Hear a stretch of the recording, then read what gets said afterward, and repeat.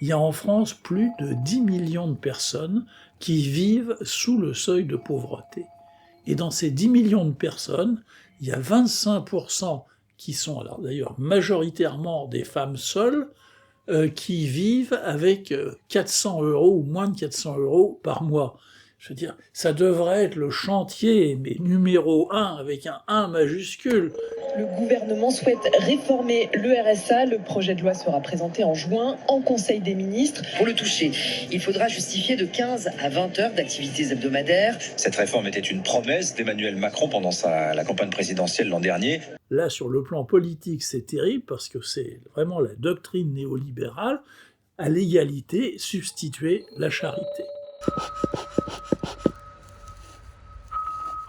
Et vivre dans la précarité, c'est pas...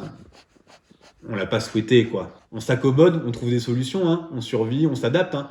Mais est-ce que c'est véritablement un choix? Quand on est RSA, pour plein de raisons différentes et pour plein de parcours de vie différents, on est des fois très éloigné de l'emploi. Et donc, avant même de dire faut que tu ailles travailler, mon coco, c'est peut-être aussi de réfléchir à lever les freins à l'accès à la santé, au logement. Enfin voilà, il y a un accompagnement à mettre en place et donc du coup leur dire allez faire du bénévolat, je trouve ça ignoble, hypocrite.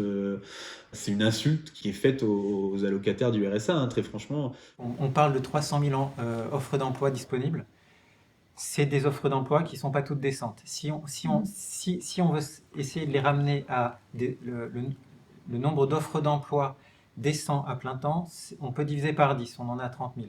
Face à ça, vous avez 5 millions de personnes inscrites à Pôle emploi, sans compter les personnes qui ne sont pas inscrites.